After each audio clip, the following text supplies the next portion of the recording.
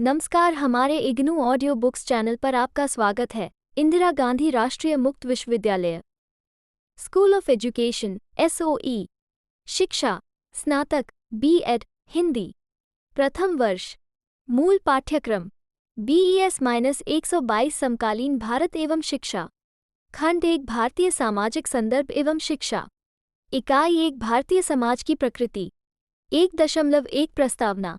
इस इकाई में आप जाति, वर्ग, धर्म, परिवार, समुदाय तथा बहुलतावाद के विस्तृत संदर्भ के साथ भारतीय समाज की प्रकृति के विषय में अध्ययन करेंगे। सामाजिक विकास में जाति व्यवस्था एक बाधा है। वर्ग चेतना भी लोकतांत्रिक मूल्यों की वृद्धि में अवरोध उत्पन्न करता है। घर, समुदाय, धर्म तथा शिक्षा में भी एक निकट संबंध रहा है। इस इकाई में समाज में परिवर्तन लाने वाले उत्तरदायी कारकों पर प्रकाश डाला गया है। आप अनेकता में एकता के साथ बहुलतावादी उपागम को समझेंगे। विभिन्न संरचनाओं के मध्य संबंध एक चुनौती हो चुका है, अतः इसे समझना आवश्यक है। भारत में राष्ट्रीय विकास विविधता के समक्ष देखना आवश्यक है। इस इकाई के उद्देश्यों में आपको लैंगिक असमानता की समस्याओं के विश्लेषण के योग्य बनाना है। यह आपको संविधान का आदर तथा भारत को महाशक्ति बनाने के लिए सभी भाषा, धर्म तथा संस्कृति के आधार को समझने के लिए सहायता प्रदान करेगा। अंत में यह इकाई सुझाव देती है कि शिक्षा द्वारा लोकतांत्रिक मूल्यों तथा वैश्विक नागरिकता तथा बंधुता का विकास होना चाहिए। 1.2 उद्देश्य। इस इकाई के अध्ययन के पश्चात आप भारतीय समाज की संरचना का वर्णन कर सकेंगे। भारतीय समाज की विशेषताओं की व्याख्या कर सकेंगे। विभिन्न सामाजिक संरचनाओं के मध्य संबंध को पहचान सकेंगे और इनकी व्याख्या कर सकेंगे। भाषा एक क्षेत्रीय विविधता तथा सीमांत हाशिए की चर्चा कर सकेंगे। भारतीय समाज की समस्याओं को विश्लेषित कर सकेंगे। परिवर्तनशील सामाजिक संरचना को पहचान सकेंगे और राष्ट्रीय विकास में शिक्षा की भूमिका की व्याख्या कर सकेंगे। 1.3 भारतीय सामाजिक संरचना, इसकी प्रकृति। भारतीय समाज विभिन्न प्रकार की प्रजातियों, संस्कृतियों, धर्मों तथा आस्थाओं का मिश्रण है। ये समाज चारों तरफ से विविधतापूर्ण प्रतीत होता है, परंतु अखंडता अक्षुण्ण है। कुछ आधारभूत शक्तियां हैं जो हमें निरंतरता में बांधती हैं। इसमें अपने संघर्ष, कलह तथा विवाद है। यद्यपि यह एक इकाई के रूप में जुड़ा हुआ है, इसे कमजोर करने में कौन सी समस्याएं एवं बाधाएं हैं? प्रोफेसर हुमायूं कबीर ने उल्लेख किया है कि संपूर्ण भारतीय इतिहास में हम एक तरफ धर्म तथा संस्कृति के आधार पर एकीकरण तथा दूसरी तरफ भाषा, रीति रिवाज, आर्थिक तथा राजनीतिक इच्छा में भिन्नता के कारण अलगाव की प्रवृत्ति पाते हैं। माथुर 1992 प्रे 5 आधुनिक भारतीय समाज में भारतीय संविधान संगठन के लोकतांत्रिक सिद्धांतों का समर्थन करता है। शिक्षा अवसरों की समानता पर बल देते हुए सामाजिक न्याय को लाने, सामाजिक परिवर्तनों की स्वीकारोक्ति तथा जाति, रंग और पंथ से ऊपर समाज के निर्माण का लोकतांत्रिक शस्त्र है। प्रत्येक व्यक्ति का उसकी जाति, वर्ग, धर्म, क्षेत्र तथा आस्था से अलग हटकर उसका सम्मान होना चाहिए। 1.3.1 जाति व्यवस्था। अंतःजातीय समूह के पदानुक्रम के रूप में जाति को परिभाषित किया जा सकता है, जो व्यक्ति के व्यवसाय आधारित सामाजिक स्तर को निर्धारित करती है। जाति को परिभाषित करने में इसके चारित्रिक लक्षणों को प्रकाशित करना आवश्यक है। जातीय विवाह एक आवश्यक लक्षण है, जिससे समूह के सदस्य समूह के बाहर विवाह नहीं कर सकते हैं। जाति के सदस्यों के भोजन, खान पान की थोड़ी सीमाएं तथा बंधन के अलावा लगभग समानता है। अधिकांश जातियों के व्यवसाय निश्चित हैं और एक जाति से दूसरी जाति में जाना संभव नहीं है। सामाजिक स्तरीकरण में ब्राह्मणों का सर्वश्रेष्ठ स्थान है। जाति की सदस्यता जन्म के आधार पर निर्धारित होती है। जाति के सदस्य को आवश्यक रूप से इसकी जाति चेतना नहीं होती है। मध्यकाल में हिंदू सामाजिक संगठन में जाति ने एक महत्वपूर्ण भूमिका निभाई। इसने सामाजिक तथा राजनीतिक स्थिरता को कायम रखा, सदस्यों के सामाजिक तथा मानसिक सुरक्षा की देखभाल की, व्यवसाय संघ के रूप में कार्य किया, शिक्षा के लिए विधियां निर्धारित की, तकनीकी प्रशिक्षण प्रदान किया, यांत्रिक तथा तकनीकी प्रक्रिया के वंशानुगत ज्ञान को कायम रखा तथा हस्तांतरित किया तथा धार्मिक जीवन आदि को कायम रखा। जाति व्यवस्था, धार्मिक प्रभाव, स्थिर समाज, ग्रामीण सामाजिक संरचना, भौगोलिक विभाज्य, जनजातियों में भिन्नता, शिक्षा की अनुपस्थित आदि जैसे कुछ निश्चित कारकों के कारण बनी रहीं। परंतु कुछ कारकों द्वारा वर्तमान समाज को कमजोर किया जा रहा है, जैसे शिक्षा, सामाजिक सुधार आंदोलन, राजनीतिक आंदोलन, औद्योगिकीकरण, आधुनिकीकरण, यातायात तथा संचार साधन, आर्थिक प्रभाव, नवीन सामाजिक वर्ग का उदय, नवीन विधि व्यवस्था आदि। जाति व्यवस्था समाज के लिए हानिकारक है। ये सामाजिक विघटन लाती है जिसका परिणाम बहुत से लघु समूह होते हैं। ये धन के विभाजन में असमानता लाता है। जाति व्यवस्था सामाजिक प्रगति में बाधा भी है। 1.3.2 वर्ग व्यवस्था। एक वर्ग में स्तरीकरण स्वतंत्र है, कठोर नहीं। स्थिति, हैसियत, जीवन स्तर तथा अन्य वस्तुनिष्ठ कारक वर्ग की सदस्यता के आधार हैं। वर्ग के सदस्य को वर्ग चेतना होती है। वर्ग जाति से अधिक लचीला है। मैकाइवर के शब्दों में, एक सामाजिक वर्ग समुदाय का एक भाग होता है जो सामाजिक स्तर के आधार पर शेष से भिन्न परिलक्षित होता है। चंद्रा एवं शर्मा, 2008, pre.199। वर्ग चेतना लोकतांत्रिक मूल्यों की वृद्धि में भी बाधक है, अतः विद्यालय में समानता तथा बंधुता की समझ को प्रोत्साहित करना चाहिए।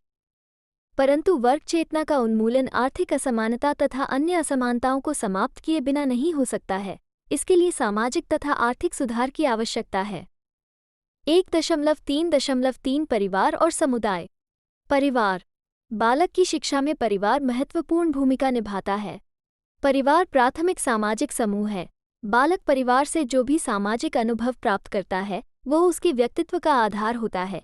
प्राचीन समाज में परिवार सामाजिक संरचना की एक महत्वपूर्ण इकाई थी, परंतु वर्तमान समय में सामाजिक संरचना एक परिवर्तन के दौर से गुजरी है तथा जीवनयापन आर्थिक रूप से आंदोलित हुआ है।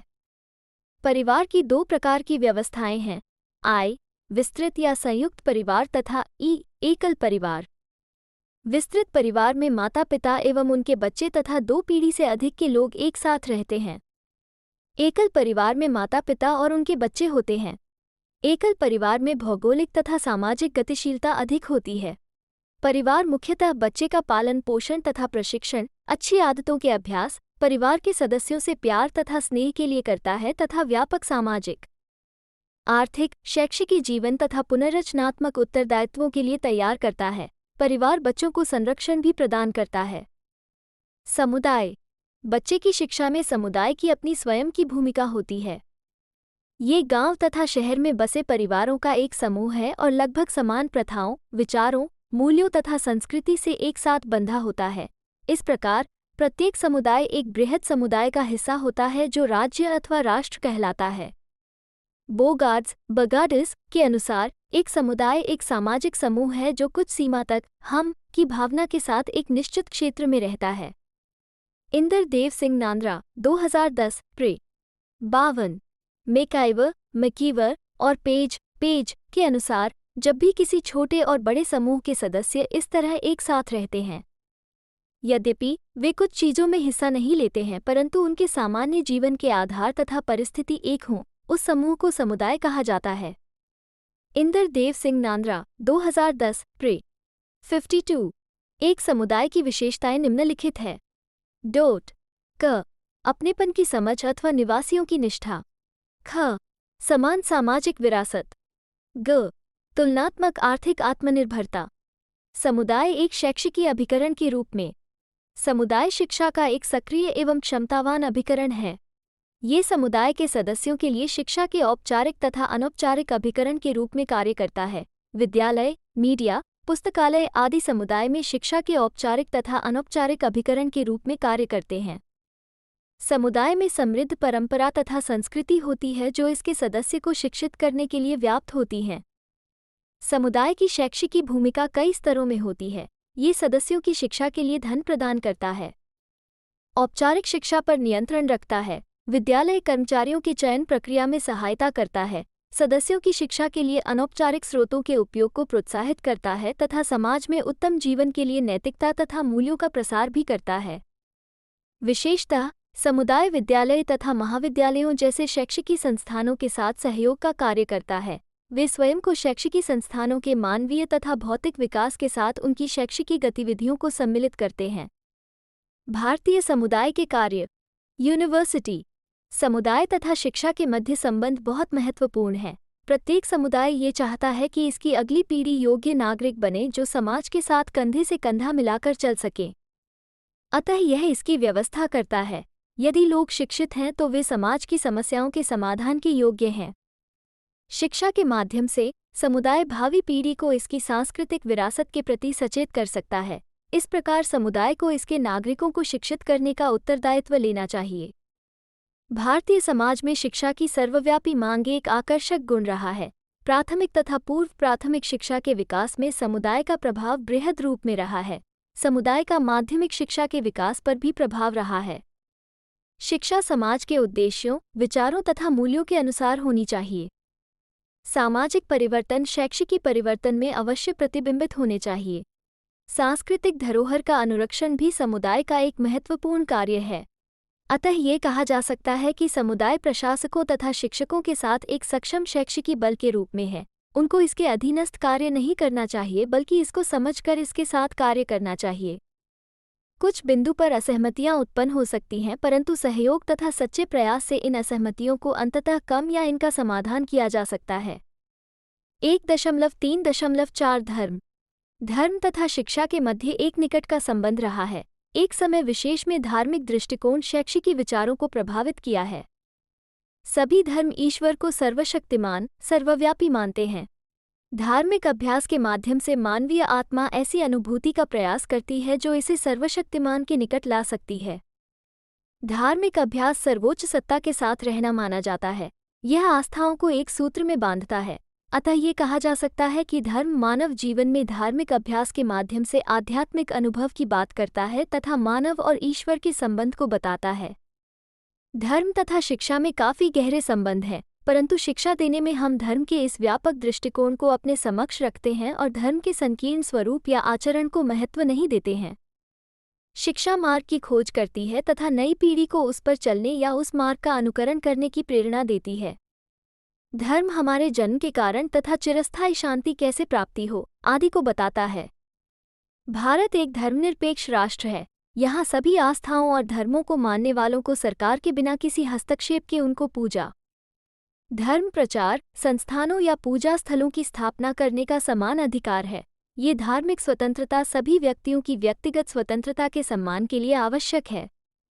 धार्मिक स्वतंत्रता सत्यम शिवम सुंदरम पर अधिक बल देने के लिए प्रोत्साहित करता है।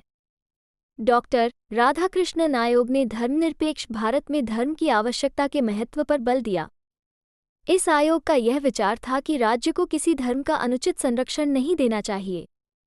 1.3.5 परिवर्तनशील सामाजिक ताना बाना संरचना। ये परिभाषित किया जा सकता है कि सामाजिक संरचना एक निश्चित भूभाग की मिश्रित जनसंख्या है जो नृजातीय संरचना, धन, शैक्षिकी स्तर, रोजगार दर तथा क्षेत्रीय मूल्यों से बनी है। परिवर्तन प्रकृति का नियम है। ये शिक्षा के साथ भी समान रूप से सत्य है। प्रगति तथा गतिशीलता का परिणाम परिवर्तन है। कभी कभी परिवर्तन बृहद स्तर, क्षेत्र तथा कभी लघु स्तर पर होता है।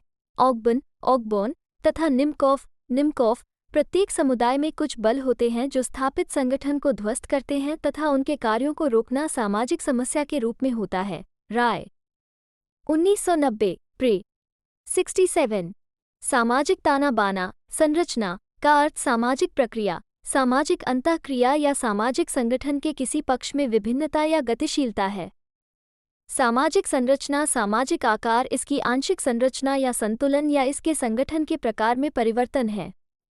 स्तर, हैसियत में सुधार तथा व्यक्तियों की भूमिका के आधार पर सामाजिक तानाबाना में परिवर्तन होता है। कभी कभी व्यक्ति परिवर्तन के साथ समायोजित नहीं हो पाते हैं जिसके कारण विघटन की स्थिति उत्पन्न होती है। शिक्षा समाज को शांति तथा विकासवादी स्थिति में ढालने का आधार है।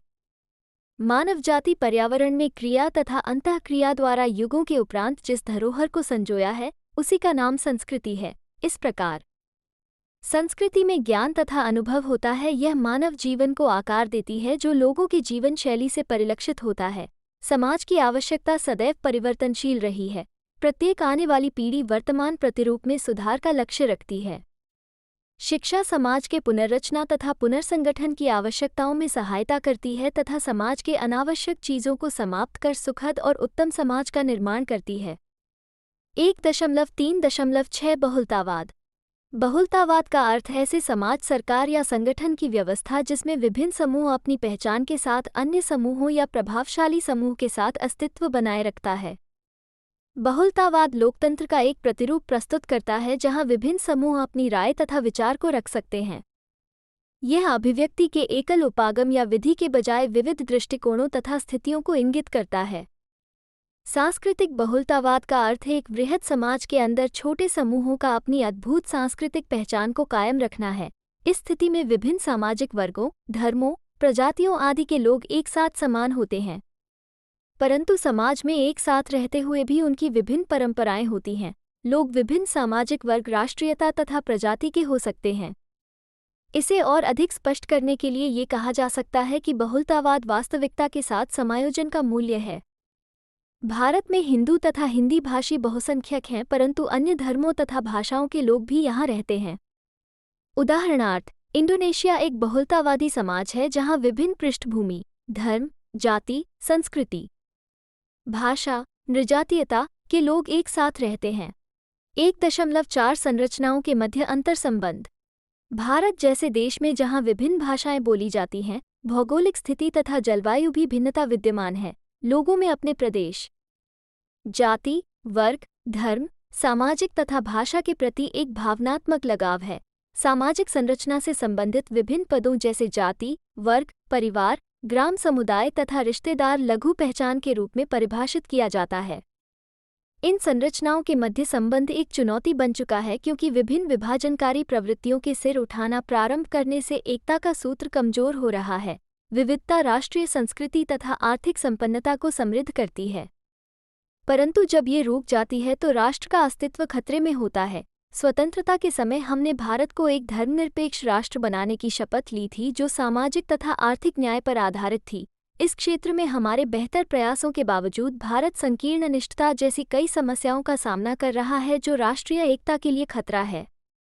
परिवर्तन हो रहे हैं, परंतु हमें सामाजिक और राष्ट्रीय एकता के लिए और अधिक प्रयास करने हैं जो एक मजबूत तथा संगठित समाज के लिए निर्णायक है।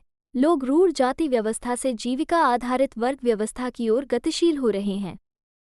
लोक राजनीति का उदीयमान, उभरता हुआ प्रतिरूप अखंडता का एक विषमरूपी भिन्न मार्ग प्रस्तुत करता है। जिन किसानों के पास भूमि तथा संपत्ति और उत्पादन के अच्छे साधन हैं, वे पूंजी बाजार, मुद्रा, शिक्षा तथा प्रतियोगी राजनीति के माध्यम से क्षेत्रीय राजनीति के ऊपरी स्तर से जुड़े हैं।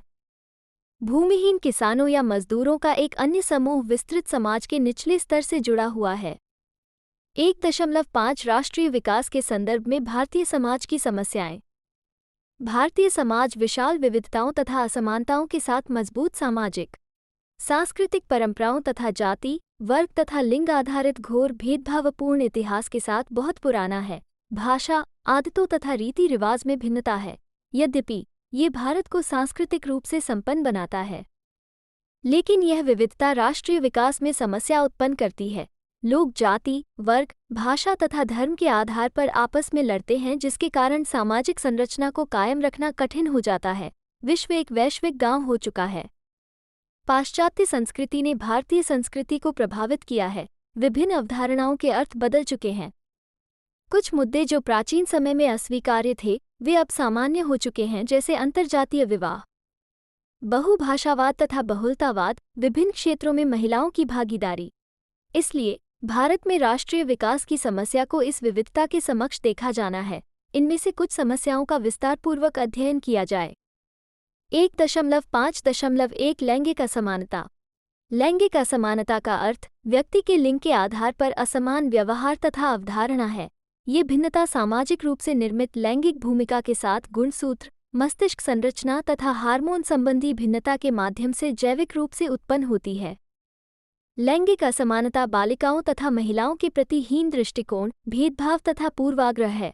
कई शताब्दियों से भारत में महिलाएं जीवन के विभिन्न क्षेत्रों में पुरुषों से निम्न स्थिति में रही हैं।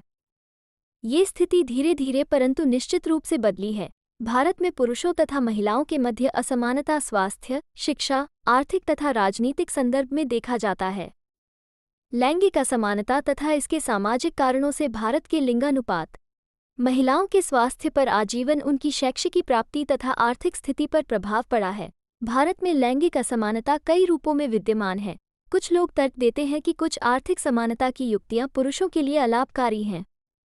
यद्यपि भारत की जनसंख्या को संपूर्ण रूप से जांचा, परखा जाए तो ये देखने को मिलेगा कि भारत में महिलाएं कई तरीके से नुकसान में हैं।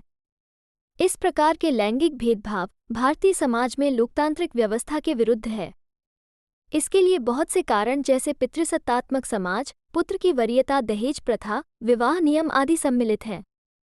2011 में विश्व आर्थिक मंच वर्ल्ड इकोनॉमिक फोरम द्वारा जारी वैश्विक लैंगिक अंतर report global gender gap report के अनुसार 135 देशों में भारत का लैंगिक अंतर सूचकांक जेंडर गैप इंडेक्स में 113वां स्थान था।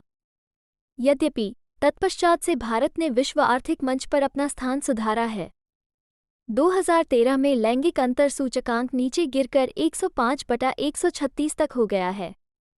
सरकार के प्रयास सराहनीय हैं। महिलाओं को कई संवैधानिक अधिकार प्रदान किए गए हैं तथा सरकार समाज में इनके स्तर को ऊंचा उठाने के लिए सर्वोत्तम प्रयास कर रही है। विगत कुछ दशकों के दौरान लैंगिक असमानता को कम करने के लिए विभिन्न राज्यों की सरकारों, केंद्र शासित प्रदेशों की सरकारों और केंद्र सरकार के सहयोग से बहुसंख्यक प्रदेश विशेष कार्यक्रम के लक्ष्य को प्रारंभ कर दिए हैं। इनमें से कुछ कार्यक्रम निम्नलिखित है: स्वर्ण जयंती ग्राम स्वरोजगार योजना, संपूर्ण ग्रामीण रोजगार योजना तथा ग्रामीण और निर्धन महिलाओं के लिए जागरूकता निर्माण परियोजना, किशोरी शक्ति योजना, राष्ट्रीय महिला कोष, बालिका समृद्धि योजना, सर्व शिक्षा अभियान तथा लाडली लक्ष्मी योजना। 1.5.2 राष्ट्र की धर्मनिरपेक्ष स्थिति को कायम रखने की समस्या। जैसा कि आप जानते हैं कि भारत जाति, रंग, धर्म, परंपरा, आस्था आदि के रूप में विविधताओं की भूमि है। स्वतंत्रता के पश्चात भारत को लोकतांत्रिक धर्मनिरपेक्ष गणतंत्र का नाम दिया गया। लोकतंत्र तथा धर्मनिरपेक्षता की अवधारणा का प्रारंभ विविधता तथा भिन्नताओं में एकता को मजबूत करने के लिए तथा राष्ट्र की अखंडता को अक्षुण्ण रखने के लिए किया गया। धर्मनिरपेक्ष का अर्थ राज्य सभी धर्मों से स्वतंत्र है। एक धर्मनिरपेक्ष राष्ट्र सभी धर्मों से समान व्यवहार करता है और किसी धर्म में हस्तक्षेप नहीं करता है और न ही किसी धर्म को बढ़ावा देता है। लोकतांत्रिक बहुलतावाद के मूल आदर्श न्याय, स्वतंत्रता, समानता तथा बंधुता हैं जो भारतीय संविधान द्वारा कायम है। अन्य शब्दों में भारत में अंतःसांस्कृतिक शिक्षा निम्नलिखित 5 सिद्धांतों पर आधारित है। भारत में प्रत्येक व्यक्ति का अपना एक मूल्य तथा प्रतिष्ठा है। 2. समाज व्यक्ति के लिए है, व्यक्ति समाज के लिए नहीं है। 3. समानता तथा बहुमत नियम को परस्पर पूरक कार्य करना चाहिए, अलग अलग तरीके से नहीं। 4. सामाजिक जीवन में धर्म, प्रजाति, जाति, लिंग या भाषा के आधार पर भेदभाव असहनीय है। 5. भारत में प्रत्येक समूह को अपनी संस्कृति की सुरक्षा, अनुरक्षण तथा बढ़ावा देने का अधिकार है।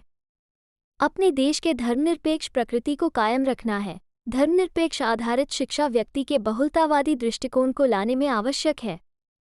समाज तथा विश्व की भी भलाई धर्मनिरपेक्ष आधारित शिक्षा पर निर्भर है। धर्मनिरपेक्षता न्याय, स्वतंत्रता, समानता, बंधुता तथा सहयोगपूर्ण जीवन जैसे लोकतांत्रिक गुणों के विकास के लिए आवश्यक है। आज हमारी शिक्षा व्यवस्था इसके व्यापक लक्ष्यों, पाठ्यचर्या, प्रबुद्ध शिक्षकों, ग्रहणशीलता तथा सभी धर्मों के लिए समान आदर के माध्यम से धर्मनिरपेक्ष अभिवृत्तियों तथा मूल्यों को बढ़ावा देती है। अंत में हम सभी का उत्तरदायित्व है कि धर्मनिरपेक्ष राष्ट्र को कायम रखने के लिए हमारे पास स्वस्थ उपागम होने चाहिए। 1.5.3 लोकतांत्रिक सिद्धांतों का समर्थन। हमारे संविधान में कुछ बहुत महत्वपूर्ण प्रावधान हैं। प्रत्येक नागरिक का ये कर्तव्य है कि उन्हें समझें तथा उनका पालन करें। हमारा देश प्रभुत्व संपन्न लोकतांत्रिक गणराज्य घोषित होने के पश्चात हम अपने संविधान के सभी प्रावधानों को मानने के लिए बाध्य हैं। उपर्युक्त उल्लेखित राज्य के नीति निदेशक सिद्धांत द्वारा सामाजिक न्याय की अवधारणा ने पिछड़ी जातियों के हित के संरक्षण के लिए स्वयंसेवी संगठनों के निर्माण के लिए दिशा प्रदान किया है। लोकतंत्र के संदर्भ में ये संगठन भारतीय समाज में एक मजबूत राजनीतिक शक्ति धारण करते हैं। सामाजिक असमानता, आर्थिक भिन्नता तथा राजनीतिक विशेषाधिकार के उन्मूलन के लिए हमारे संविधान में 4 स्तरीय आदर्शों न्याय, स्वतंत्रता, समानता तथा बंधुता को अपनाते हुए सम्मिलित किया गया है। कृत्रिम रूप से असमानता, विविधता तथा विभाजन के आधार पर निर्मित कुछ सामाजिक पदानुक्रम के सुधार के लिए ये आदर्श आवश्यक थे।